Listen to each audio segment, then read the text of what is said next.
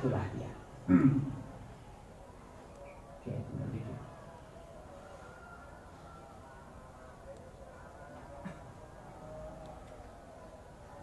Famalaka ashratun fi arba'i sinin wa arba'atun ila zaman Utsman.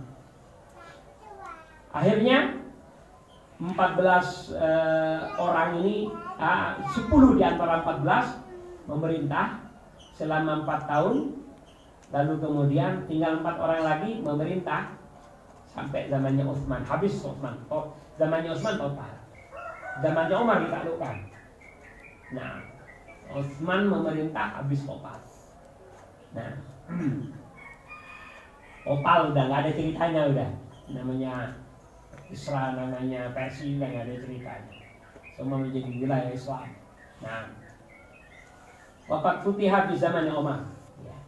Ya, di aksar waqad futiha di zamannya Umar aksaru iklimi Faris wa kusira Kisra. Nah, pada zaman Umar radhiyallahu ta'ala sebagian besar ditaklukkan, tapi tidak semua. Di zaman Utsman total seluruh kekuasaan Persia di bawah diri Islam ya. Pada zaman Utsman, pada zaman Umar sebagian besar ditaklukkan, tapi ada sebagian masih yang belum digabungkan ke Daulah Islamiyah.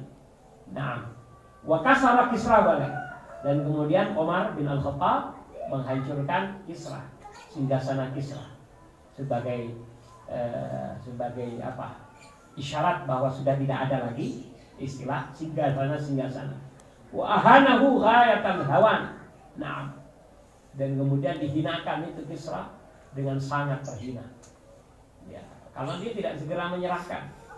Nah, menyerahkan diri. Kalau dia menyerahkan diri, mulia dia. Nah, wa taqahqara ila aqsa mamlakati, dia mundur sampai ke akhir kekuasaannya. Artinya akhir teritorial yang pernah dikuasai, mundur terus. Nah, tsumma qutila di zaman Utsman. Dia masih terus memerintah. Pada zaman Utsman dikalahkan dengan cara terbunuh, perang, kalah. Wa zala mulkuhu bil kulliyati. Pada zaman Utsman inilah hilang kekuasaannya secara total, bil kulliyah, total. Tidak ada lagi. Nah, seperti saya katakan tadi, sekarang ada usaha untuk mengembalikan lagi kepada kejayaan masa silam. Istilah-istilah lama digunakan kembali. Seperti Indonesia. Ada seperti Indonesia. Nah, Allah Akbar.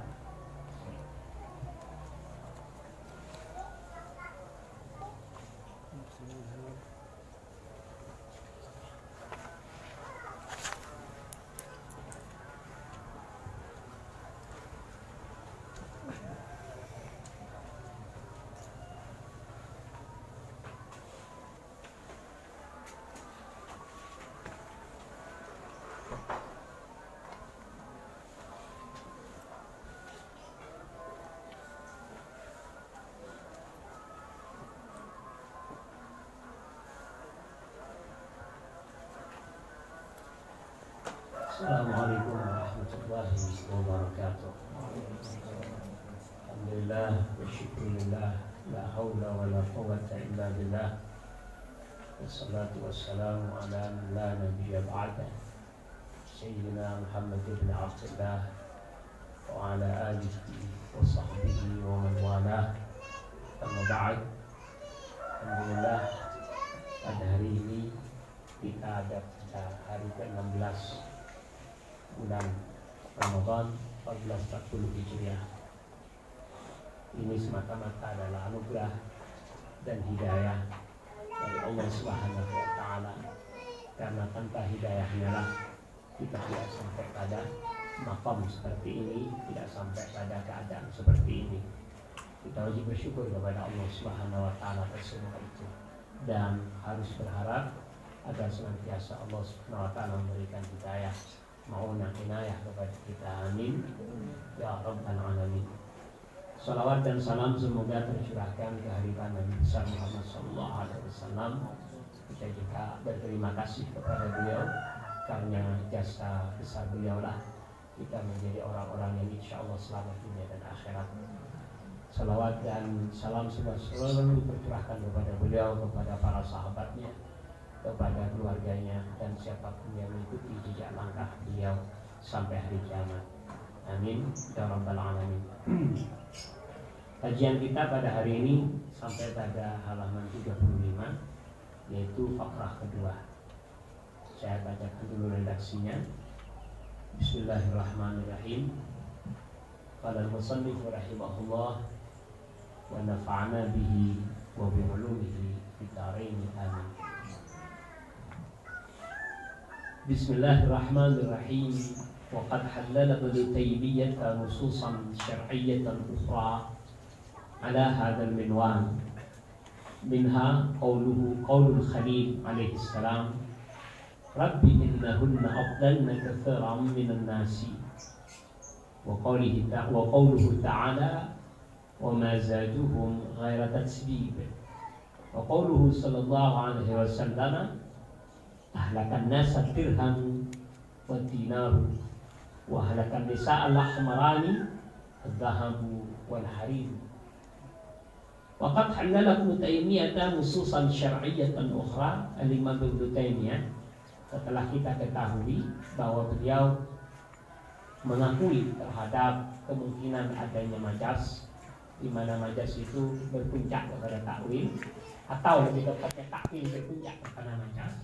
Artinya majas dengan takwil adalah hal yang tidak dapat dipisahkan. Ketika orang menerima majas, pastilah dia menerima takwil. Ketika kita juga tahu bahwa Ibnu Taimiyah tidak menerima takwil atau mengingkari takwil, tapi di saat yang lain beliau menerima majas, maka ini adalah pengakuan sebenarnya walaupun tidak terang-terangan dari Ibnu Taimiyah. Lalu kemudian kita sampaikan lagi kata pengarang kitab, waqad hamdala Ibnu Taimiyah nususan syar'iyyatan ukhra ala hadzal minwal. Ibnu Taimiyah juga memperbolehkan atau menyebutkan beberapa nas-nas syariat yang lain ala hadzal minwal, mengikuti tata cara ini. Ala hadzal minwal, mengikuti tata cara ini. Tata cara apa? Tata cara penakwilan. Artinya beliau mengakui, gak bisa tidak. Minha, di antara nusus syariah, di antara nas-nas syariat Al-Quran ya, dan hadis, di antaranya yang kemudian ditakwil meskipun tidak mengatakan takwil oleh Ibnu Taimiyah, yaitu firman Allah Subhanahu wa taala tentang Nabi Ibrahim Al-Khalil alaihi salatu wassalam, Rabbi innahunna adlalna katsiran minan nas. Ya Tuhanku, sesungguhnya berhala-berhala itu telah membuat manusia-manusia tersesat. Benar? Berhala membuat tersesat? Bisa? Bisa? Tidak bisa. Tidak pernah berhala bikin tersesat. Yang bikin tersesat siapa? Allah. Nah, yang bikin orang tersesat dan orang tidak tersesat itu Allah. Yang bikin manfaat sama tidak manfaat Allah. Pada hakikatnya kalau bicara. Kenapa di sini Ibrahim menisbatkan penyesatan atau hal yang berhubungan dengan penyesatan ini kepada para berhala? Karena berhala ini penyebab. Betul. Nah, sesungguhnya mereka innahunna, berhala-berhala itulah yang adlalna katsiran minan nasi, yang membuat manusia-manusia pada tersesat. Tersesat itu sebenarnya adalah Tuhan yang menetapkan. Nah, pada hakikatnya itulah ya. Nah, maka dari itulah Ibnu Taimiyah dalam ayat-ayat semacam ini beliau mengatakan dengan cara bahwa ini tidak pada hakikatnya. Artinya beliau menakwilnya bahwa yang adlalna itu sebenarnya adalah Allah Subhanahu wa taala bisa babihinna. Kalau tidak takwil apa namanya? Maksudnya itu. Artinya siapapun yang menolak takwil atau menolak majas terjadi atau terdapat pada nas-nas Al-Quran maupun Al-Hadis, mereka tidak dapat memungkiri bahwa sebenarnya apa yang mereka sampaikan itu adalah bagian dari majas takwil. Kalau tidak majas pasti takwil. Nah, Yang kedua, coba Allah Subhanahu wa taala berfirman, "Wa ma zaduhum ghaira tasbih."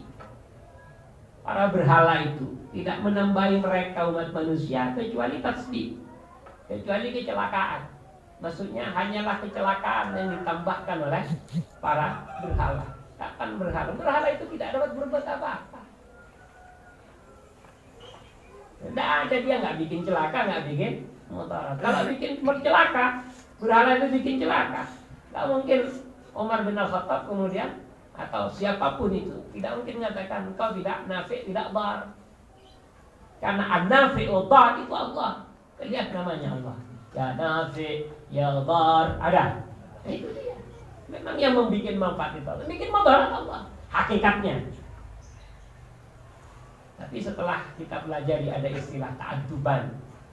Bagaimana caranya tidak menisbatkan perkara yang jelek, perkara yang buruk kepada Allah, yang kita nisbatkan kepada sebabnya, kepada sebab yang menjadi penyebab. Dalam hal ini adalah berhala. Kita katakan gara-gara berhala ini. Padahal sebenarnya adalah dalam bahasa Allah Subhanahu wa taala. Dah. Qauluhu sallallahu alaihi wasallam semua juga bersabda, ahlakan nasab dirham wa dinar. Dinar dan dirham itulah, atau dirham dan dinar itulah yang menyebabkan manusia celaka. Kapan uang bisa bikin celaka orang? Tidak bisa. Celaka dan tidak celaka itu Allah yang bikin pada hakikatnya. Tapi yang menyebabkan, yang ditakdirkan sebagai penyebab pertama adalah dinar dan dirham. Seperti itu. Nah, wahlakan nisa al-ahmarani. Dan perempuan itu dirusak oleh lahmarani, oleh dua perkara yang merah. Maksudnya kuning. Cuman dari kuningnya merah. Apa itu? Az-zahabu wal harir, adalah emas dan sutra. Perempuan dirusak oleh emas dan sutra katanya. Kapan sutra bisa merusak orang? Emas juga bisa merusak orang? Tidak. Rusak dan tidak rusak itu Allah yang punya kuasa. Lalu zahab, emas atau sutra itu adalah sekedar menjadi wasilah atau penyebab dalam kerusakan. Paham? Itu namanya. Kullu hadhihi nusus. Nah, Imam Ibnu Taimiyah menolak takwil, tapi tidak memaknai ini dengan makna yang sesungguhnya. Artinya kalau beliau pun ditanyakan, apakah wahai Tuan Syekh, emas itu dapat merusak orang? Dia akan menjawab, tidak ada yang merusak, adalah Allah SWT. Pasti begitu. Tapi Rasulullah menyatakan seperti itu, wahai Tuan Syekh. Wa ahlakan nisa al-ahmarani, dua perkara yang dianggap merah, ya, yaitu emas dan harir yang menyebabkan rusak itu. Gimana ini? Oh, itu ya. Kalau bukan takwil apa namanya? Makanya jangan menolak takwil. Kalau takwil tersebut fasid, ayo kita tolak bersama-sama. Betul. Tapi kalau takwil tersebut masih dalam tata cara yang sebenarnya masih dalam koridor usul fikih, kita harus menerima. Itu namanya. Oke. Kullu hadhihi nusus hadalaha ala anna isnad al-ikhwani wa ziyadat at-tabdibi wa ihlakan nasi wa nisa'i ila asnami wa dirhami wa dinari wa dhahabi wal hariri ru'ya fiha anna hadhihi al-madhkurati asbabun. Itu dia. Jadi nas-nas semacam ini tadi di mana ada penisbatan, penyandaran perbuatan yang dapat membuat sesat kepada berhala dianggap berbuat sehingga kemudian dapat menyesatkan, perbuatannya dapat menyesatkan manusia. Kapan berhala itu dapat berbuat?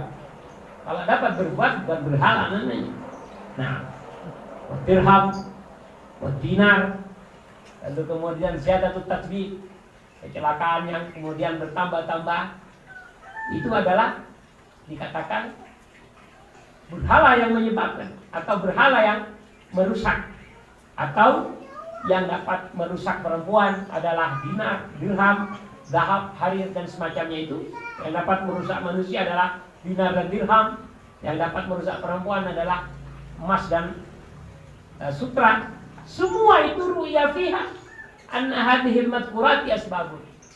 Maknanya adalah semua itu menjadi penyebab. Bukan mereka sendirilah yang merusak. Masa ada emas dapat merusak orang? Meskipun dikatakan di dalam keseharian kita, ini dia yang bikin rusak orang. Nuding sama emas, ada emas, ini bikin orang ini pingsan-pingsan. Ini dia. Nah, sutra, ini dia bikin perempuan sampai nggak ikut ngaji, nggak ikut puasa nih. Ada di mall-mall setiap hari nih, gara-gara ini. Kapan dia bisa berbuat apa? Tidak. Dia adalah haklar menjadi penyebab. Sedangkan al-fa'il al-haqiqi Allah. Nah, kalau Anda tahu bahwa al-fa'il al-haqiqi, pembuat yang sebenarnya, pelaku sebenarnya, yang sejati adalah Allah Subhanahu wa taala, kemudian dalam semacam ini ada penyandaran perkataan, penyandaran perbuatan kepada yang tidak pada Allah, itu adalah sekedar sebab. Lalu Anda maknai bahwa ini sekedar penyebab. Kalau nggak dinamakan takwil, apa namanya? Kenapa Anda tolak takwil? Kenapa Anda tolak majaz sebagai puncak dari takwil? Itu dia. Makanya suatu ketika ada orang didaku, kita tolak majaz, kita tolak takwil. Kasih aja. Kalau dia bisa jawab, hebat. Paling-paling tetap tidak mengatakan majaz, tidak menangkap takwil, tapi melakukannya. Hanya kalau ditanya, itu kan takwil, bukan. Ya apa namanya? Ayo. Apa namanya? Dan mudah saja. Dan seharusnya akui saja. Kan tetapi harus takwil yang sahih. Atau kalau sama-sama tidak mengakui, artinya takwil itu tidak ada, nggak boleh dan semacamnya, Anda harus kembali kepada madhab tafwidhi, madhabnya para salaf. Tapi madhabnya salaf, ingat, bukan berarti maknanya kemudian mengambil ayat Tuhan secara lahiriah, tapi lahiriah yang pol, jangan. Karena kalau lahiriah pol, yadullah, yadul di mana tangan sama Anda. Lalu katakan Allah punya tangan, ini namanya lahiriah pol. Maka salah tidak. Kami percaya kepada firman ini, tetapi kami tidak lebih dari itu. Kami hanya sampai pada mengimaninya. Lalu berkata mereka, tafsirnya adalah al-qira'ah, baca, wasukut andalik, lalu mendiamkan. Selesai. Jelas ini. Nah, nanti akan lebih jelas di belakang. Amman fa'ilul haqiqiyu, adapun fa'il yang sesungguhnya, fahuwallahu azza wa jalla, ya Allah, siapa lagi? Allah. Nah, bukan perkara-perkara yang disebutkan tadi, bukan berhala, bukan emas dan semacam. Nah, Ibnul Qayyim wa ta'wil, Ibnul Qayyim dan ta'wil judulnya. Bagaimana pandangan Ibnul Qayyim sebagai murid dari Al-Imam Ibnu Taimiyah kepada takwil? Apa dia? Iklam annal majaza, ini dia. Pertama, sebagai prolog nih, bahwa majaz itu huwa asasut takwil wa qa'idatuhu wa rakizatuhul kubra wa bubuhul a'zam. Bahwa majaz itu adalah asas. Asas. Apa asas itu?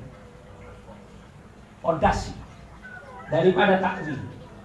Jadi takwil itu nggak bisa kecuali Anda belajar majaz dulu. Harus Anda katakan dulu ada majaz di dalam Al-Quran, barulah muncul takwil. Nah, nggak mungkin tiba-tiba muncul takwil tanpa Anda mengakui kepada majaz. Pertama, majaz itu sebagai fondasi dari takwil, wa qa'idatuhu sebagai kaidah dari takwil, wa rakizatuhul kubra sebagai ikatan yang paling besar dalam urusan takwil, wababuhul a'zam dan pintu masuk yang paling besar kepada urusan takwil. Majaz itu. Nah, tapi waqad angkarahu Syekh Ibnul Qayyim fi kitabih As-Sawa'iqil Mursalah. Syekh Ibnul Qayyim menolak adanya majaz. Angkarahu ay angkaral majaz. Ibnu Qayyim menolak adanya majaz pada kitabnya yang berjudul As-Sawa'iqul Mursalah. Lakinnahu tamadahu wa aqarra bihi fi mawadhi'a muta'addidatin min kutubihi. Titik. Akan tetapi pada kitab-kitab beliau yang lain selain As-Sawa'iqul Mursalah, beliau bertendensi kepada majaz dan mengakui ada majaz. Lucu ini. Nah, tapi di dunia ilmiah tidak pernah ada yang lucu. Biasa begitu. Anda tahu Al-Imam An-Nawawi rahimahullah yang arang Riyadhus Shalihin itu, pada sebuah kitab yang dikarang oleh beliau dengan judul Al-Majmu', syarahnya kitab Al-Muhadzab, dalam urusan waktu-waktu yang dimakruhkan untuk sholat di dalamnya, yaitu sholat mutlaqah, sholat sunat mutlaqah. Tiba-tiba Anda mau sholat ya. Tidak ada sabab ini, tidak ada sabab itu, dia mau tiba-tiba mau sholat. Sekarang boleh? Tiba-tiba sholat 2 rakaat, bukan karena duha, bukan karena isyraq. Sekarang ini, tadi kan sudah muncul nih. Boleh enggak? Boleh. Boleh. Sampai kapan? Sampai habis asar. Habis asarnya habis melakukan asar, baru nggak boleh. Nah, jelas? Setelah itu boleh. Atau saat matahari di tengah, ini nggak boleh. Tapi sebentar, tek 5 menit sudah masuk zuhur, boleh lagi. Sampai habis asar. Ini habis setelah melakukan asar baru nggak boleh. Sampai kapan terus? Sampai habis subuh. Nah, habis melakukan subuh tadi, di subuh nggak boleh sholat sunat mutlak. Nah, dalam urusan ini Imam An-Nawawi rahimahullah di dalam kitab beliau namanya Al-Majmu' Syarhul Muhadzab punya 2 pendapat. Bayangkan. Di dalam babul wudu, dalam bab wudu, beliau mengatakan makruh karahata tanzih. Makruh saja melakukan itu karahata tanzih dengan kemakruhan makruh tanzih. Apa makruh tanzih? Makruh yang lebih dekat kepada boleh. Makruh tapi boleh. Lebih tepatnya boleh tapi makruh. Boleh tapi makruh. Lebih baik tidak dilakukan, tapi boleh. Paham? Beliau dalam bab wudu, di dalam juz yang sama, jilid yang sama, hanya babnya bab sholat. Wudu kan di situ sholat. Beliau sudah mengatakan makruh karahata tahrimin. Beliau mengatakan makruh main makruh tahrim. Bayangkan dalam satu jilid, satu judul, satu pengarang, babnya berbeda. Katanya bab wudu, beliau mengatakan tentang itu sebagai berhukum makruh tanzih, tapi di dalam bab sholat ya beliau mengatakannya sebagai makruh tahrim. Menurut Anda lucu sekali? Tidak. Justru ditanggapi oleh para ulama segalanya bahwa pendapatnya Nawawi apabila berbeda dengan pendapatnya sendiri. Nah, di dalam kitab ini, dilakukan kitab ini, maka akhirnya menjadi sebuah ilmu. Katakanlah begini, pendapat beliau di dalam kitab Al-Minhaj apabila berbeda pendapat dengan karangan beliau yang lain bernama Nukatut Tambi, dimenangkan yang ada di Nukatut Tambi seperti itu. Terus ada daftarnya itu, termasuk bagaimana apabila terjadi dalam satu kitab, maka dilihat babnya. Kalau babnya bukan bab yang sedang dibahas di sana, tadi urusan sholat itu masa babnya bab wudu, bukan toh? Tapi di wudu dia menyebutkan sebagai tambah-tambahan saja, atau dikenal dengan istifrad namanya dalam istilah ilmiah. Maka yang dimenangkan adalah apabila pas babnya. Nah, tadi urusan sholat ini, sholat makruh atau tidak, seharusnya babnya bab apa? Bab wudu atau bab sholat? Beliau menyebutkan dalam bab wudu dan menyebutkan dalam bab sholat. Berarti yang dimenangkan di mana? Berarti nggak ada yang lucu. Ilmiah di sini. Paham? Begitu juga Ibnu Qayyim al-Jauziyah. Layak sekali. Ini kalau bahasa kitanya begini. Kita nulis kitab sekarang, ya. Suatu saat kita nulis kitab sekarang, tapi 2 tahun kemudian saya punya pandangan yang lain. Belum direvisi, belum sempat direvisi. Belum sempat direvisi karena sulit merevisi, tidak seperti zaman sekarang.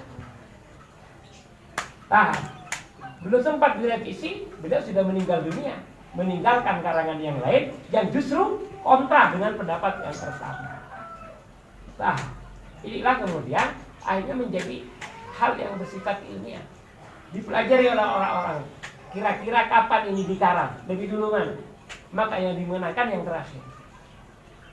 Yang dimenangkan yang terakhir. Andai kata ini bab nasakh di dalam, andai kata Al-Quran ini namanya bab seperti nasakh, seperti yang dimenangkan yang terakhir.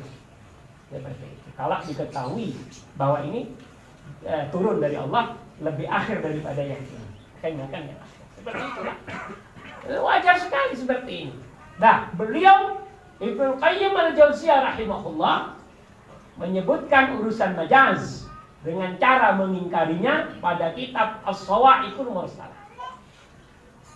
Ya, tapi dalam kitab-kitab beliau yang lain justru beliau berikrar dan mengakui, berikrar bahwa majaz itu ada. Dalam hal ini wa sya'nuhu fi dzalika sya'nu syaikhihi Ibnu Taimiyah. Beliau modelnya, ya model Ibnu Taimiyah, dia muridnya. Istilahnya Ibnu Taimiyah kedua lah istilahnya. Wajar begitu. Dan wajar sekali seorang murid itu terpengaruh dengan gurunya, bahkan dari sisi gaya fisiknya. Bahkan namanya Al-Imam Az-Zajjaji itu tidak punya hubungan secara nasab dengan Al-Imam Az-Zajjaj. Tapi karena sangat mengidolakan ya Al-Imam Az-Zajjaj, orang yang sangat alim dalam urusan Arabiah di zamannya, muridnya ini kemudian terpengaruh sekali, terobsesi seperti gurunya. Sampai di belakang namanya pun diberi nama Az-Zajjaji. Tapi alhamdulillah kemudian Allah benar-benar merealisasikan keinginannya sampai dia juga menjadi orang besar di dunia Arabiah. Az-Zajjaji kadang-kadang berbeda. Kemudian setelah pandai, guruku katakan begini, saya mengatakan begini, seperti itu. Tapi maksud saya sampai nama sang guru itu dijadikan nama dirinya. Az-Zajjaj kan gurunya, fulan bin fulan Az-Zajjaj. Ini sampai ngambil dari kata Az-Zajjaj diberi ya Az-Zajjaji. Kalau Anda menemukan dalam kitab-kitab Arabiah ada Az-Zajjaj, ada Az-Zajjaji, itu dua orang berbeda. Ingat, biasa murid itu terpengaruh kepada guru, itu sudah biasa. Nah, saya dulu sampai niru-niru begini. Ini, kalau saya duduk begini, niru-niru sampai begini. Tidak tanpa terasa. Kenapa? Karena guru saya, Al-Allamah Muhammad Al-Amin Asy-Shinqiti, selalu begini. Bukan sekedar begini-begini, dia baca-baca hafalannya dan semacam masuk Quran. Tiba-tiba sujud setelah itu, sujud tilawah dan ngaji. Tiba-tiba sujud, pas kena ayat tilawah, sajdah. Kemudian bersujud beliau. Seperti itulah keadaannya. Jadi murid sangat layak terpengaruh. Begitu juga Al-Imam Ibnu Taimiyah. Nah, Al-Imam Ibnu Taimiyah mempengaruhi sekali terhadap murid-muridnya, khususnya Ibnu Qayyim al-Jauziyah. Katakan wa sya'nuhu fi dzalika sya'nu syaikhihi Ibnu Taimiyah. Ibnu Qayyim dalam hal ini bergaya Ibnu Taimiyah. Apa maknanya? Alladzi aqarra bil majazi ta'wilan wa tasrihan fi mawadhi'a mukhtalifatin min mu'allafatihi. Yang ini di mana beliau mengakui ada majaz, baik cara takwili dengan cara tidak terang-terangan atau cara terang-terangan. Baik pengakuannya tersebut dengan cara terang-terangan maupun tidak terang-terangan, mengakui di berbagai macam karangan-karangannya. Di satu karangan mungkin tidak mengakui, tapi di karangan lain mengakui. Orang begitu memang biasa. Suatu ketika dia punya pandangan sekian, dipikir-pikir lagi, enggak juga ya, tapi belum sempat direvisi, meninggal dunia. Biasanya gitu. Susah juga merevisinya. Bagaimana? Ya kalau sekarang tinggal langsung ke medsos, ya, bahwa karangan saya dengan judul ini, saya berlepas tangan darinya, khususnya dalam bab ini, karena di sana banyak hal-hal yang setelah saya tahqiq kemudian tidak cocok dengan hakikatnya. maka saya tidak atau berlepas tangan dari semua yang saya tulis pada kitab ini dan saya ganti dengan kitab baru sekian. Begitu biasa. Kalau sekarang, dulu gimana caranya? Kitab Agung menyebar ke berbagai macam belahan dunia. Ya sudah, di kemudian hari sajalah kita berharap suatu saat ada orang yang mentahqiqnya. Itu harapan para muallifin, para pengarang kitab seperti itu dahulu kala. Contoh selanjutnya, ya. Contoh selanjutnya yang ada di kita ini sekarang. Bagaimana Imam Syafi'i punya dua, bayangkan. Imam Syafi'i itu punya pendapat itu dua. Dalam seluruh bab di fikih. Mulai dari ibadat sampai muamalat, munakahat, jinayat. Semua punya dua pendapat. Secara umum pendapat tersebut kita bagi menjadi dua. Pendapat yang beliau sampaikan di Baghdad, di Irak. Fatwakan di sana bertahun-tahun dengan pendapat itu, dan Syafi'i tidak kalah. Tidak ada yang mampu mengalahkan Syafi'i dengan pendapat itu. Nah, kuat sekali hujah dan madrak beliau. Satu saat beliau kemudian kan lebih dewasa, pindah ke Mesir. Pindah ke Mesir beliau. Kemudian di Mesir lah berijtihad kembali. Yang dulu-dulu dipikir-pikir kembali oleh beliau. Akhirnya terrevisi. Jadi yang merevisi pendapatnya Syafi'i bukan orang, kan orang nggak mampu. Syafi'i sendiri yang tahu elat-elatnya. Akhirnya muncul satu pendapat baru yang lama dinamakan qaul qadim. Oleh kita, bukan Syafi'i yang mengatakan. Kita menamakan ini pendapat lama dari Imam Syafi'i, ini pendapat kedua. Dan ini namanya jadid. Lalu Syafi'i setelah menyelesaikan semua ijtihadnya di Mesir, yang kemudian kita kenal dengan qaul jadid, ya, beliau kemudian berkata, mengumumkan pada saat itu kepada murid-muridnya bahwa aku tidak rela pendapat-pendapat lamaku yang ada di Baghdad dinisbatkan kepadaku. Tidak ada, dia nggak mau. Bayangkan, padahal dulu beliau sangat ngotot mempertahankan dan tidak ada yang menang. Amin. Biasa begitu, itu biasa. Dari satu orang muncul 2 atau 3 pendapat. Asalkan semuanya beriktimat kepada hujjah dan tata cara yang benar. Jangan munafik. Ini bukan munafik, ini bukan hipokrit begini. Perubahan bentuk dan hasil dari ijtihad itu biasa. Nah, dengan orang munafik lain. Di sini dia berkata bahwa Cina adalah musuh, ya. Cina berbahaya dan semacamnya. Di hotel yang lain karena bukber bersama Cina ngomong Cina itu adalah NU juga umpamanya ini munafik begini ini. Tidak bisa dikatakan wajar punya 2 pendapat, bukan. Ini pesanan begini ini. Pepes sambal goreng begini ini. Paham maksud saya? Berbeda, ini pendapat dituangkan karena telah ditendensikan kepada dalil-dalil yang kuat dan akal yang sehat. Ini juga.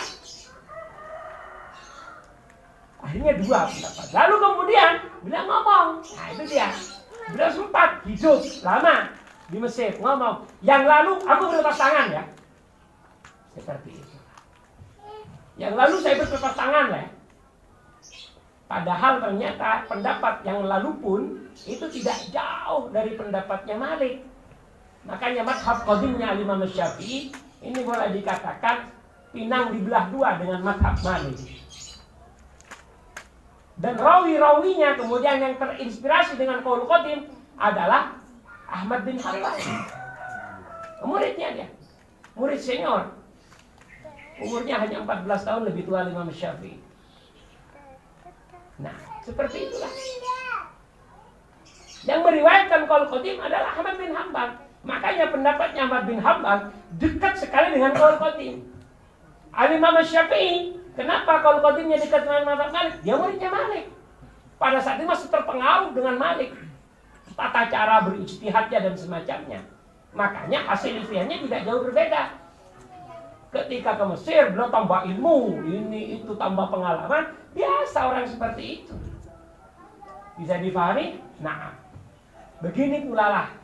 Jadi jangan anggap lucu-lucuan, tapi adalah hal yang bersifat ilmiah dan bukan hipokrit yang muncul dari, bukan sifat nifak yang muncul dari Al-Imam Ibnu Qayyim Al-Jauziyah rahimahullah. Begitu juga Al-Imam Ibnu Taimiyah. Bukan punya dua pendapat, munafik tidak. Tapi seperti yang saya sampaikan, lain hotel sini baru tadi pindah ke hotel sana, keesokan harinya lalu berbeda. Nah, Cina NU juga itu. Repot. Ini hipokrit begini ini. Ketemu dengan orang lain yang Kristen, wah, itu cabang Kristen. Umpamanya, soalnya ada yang begitu orang-orang lain.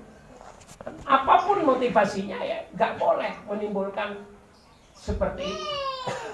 Nah, karena dia tokoh siapapun itu nggak boleh aneh-aneh.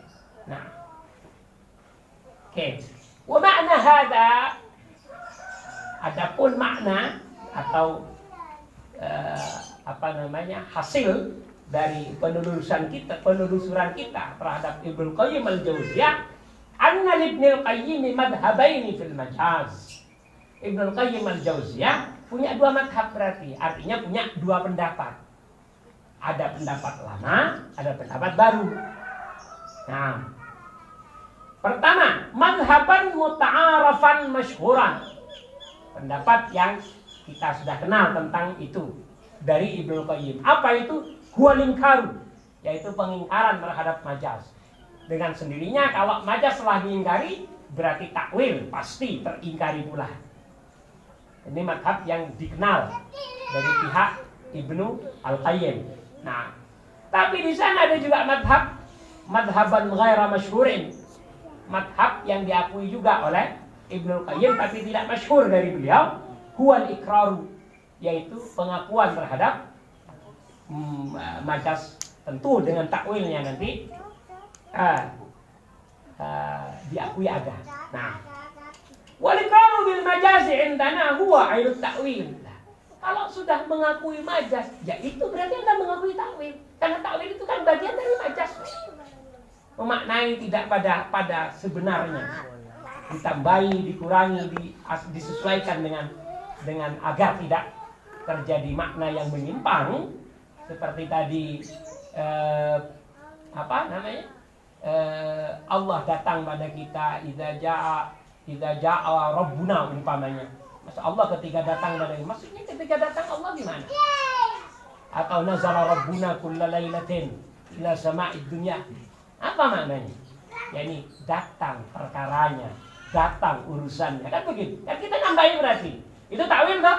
Takwil. Nah, itu majaz namanya. Karena majaz itu ada majaz biziyadah, menambahi lafaz, menambahi makna, ada bahkan mengurangi dan semacamnya. Betul tidak? Contoh begini. Contoh biar mudah dah. Allah berfirman kepada Nabi Musa sallallahu alaihi wasallam. Apa yang disampaikan? Fadrib bi'asakal hajar. Betul. Fadrib bi'asakal hajar. Wahai Musa, pukullah itu hajar, batu dengan tongkatmu. Betul. Apa lalu kemudian firman Allah setelah itu, famfajarat min husnata asyrat aina. Lalu memancarlah dari batu itu sekitar 12 mata air. Famfajarat min husnata asyrat aina. Betul. Nah, oke. Apa kira-kira ayat ini lengkap menurut Anda? Cerita ini lengkap kira-kira? Kalau kita bikin narasi, lengkap? Tidak lengkap. Wong Allah baru menyuruh kok. Idrib bi'asakal hajar. Pukul itu batu dengan tongkatmu wahai Musa. Betul? Kemudian Allah pada ayat berikutnya berfirman, famfajarat min husnata asyrata aina. Lalu muncul 12 mata air dari batu itu. Musa sudah memukul apa belum? Ada ceritanya di Quran. Mungkin saat memukulkan juga dia mengambil jarak agar lebih dahsyat pukulannya. Ataupun memukulnya dengan karena mukjizat, diceritakan oleh Allah. Lengkap gak narasinya berarti? Tidak. Apakah ada mengatakan berarti Al-Quran itu nggak lengkap? Nah ini hal seperti inilah yang terjadi. Ada pengurangan karena kadang-kadang kalau ditambahkan malah tidak produktif, tidak sesuai bahkan dengan Al-Quran. Ini seharusnya kan begini.